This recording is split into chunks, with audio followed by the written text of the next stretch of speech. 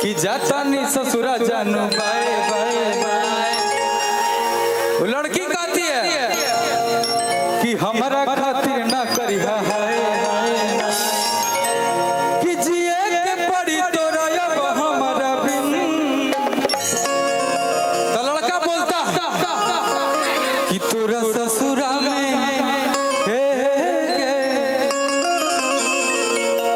देखो मगही भाषा हो, भोजपुरी हो, मैथिली हो, नागपुरी हो, खोरठा हो, देश में जितनी भाषाएं बोली जाती है सब अपना कि तोरा ससुरा में। लड़का कहता है जिद्दी लड़का कि तोरा ससुरा में जाके हम किनबहु जमीन और वही बैठे बउआ टकी के मसीन।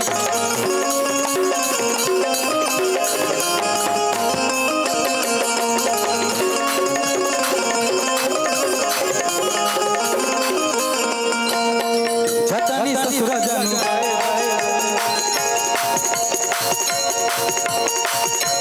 बाय बाय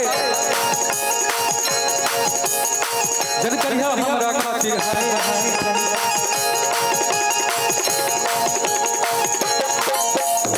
जिए के पड़ी तोरा अब हमारा बिन।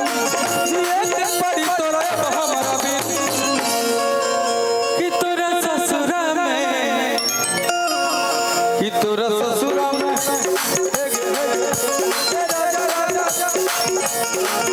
तोरा ससुरा में जाके हम किनबहु जमीन ओही बैठे बउआ टकी के मसीन।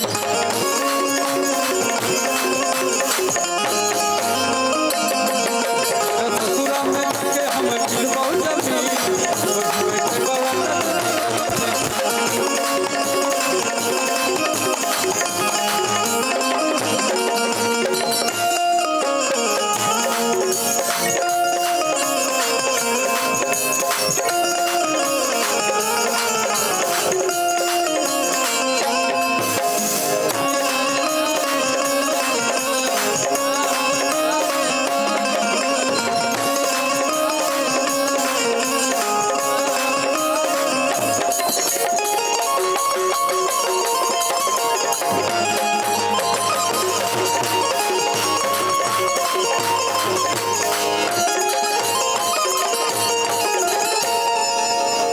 कि जब लगबलस उठलानी हो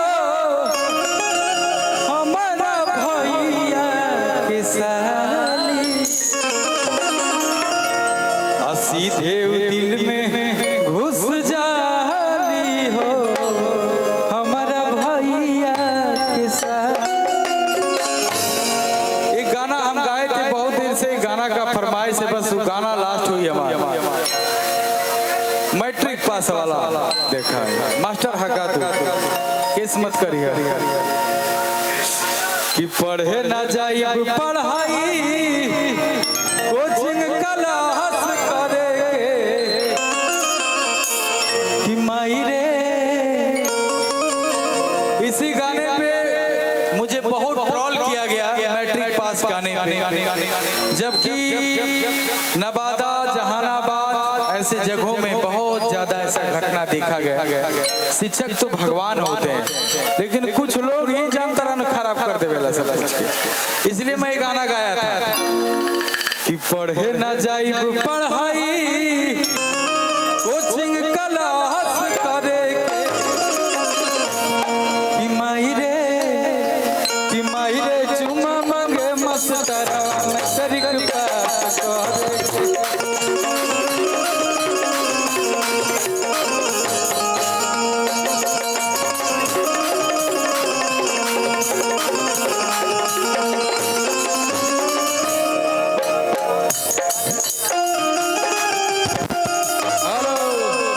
गया जिला के क्या नाम है? चिराग पासवान जी के पार्टी के हाँ, उनके तरफ से 500 का आशीर्वाद है। लो बाबू तुम लोग अपने में सब ले लेना, ठीक है? क्या लड़की है रे? 5 ले लेना, जाओ जाओ 100 तुम लोग लेके मस्त रहो।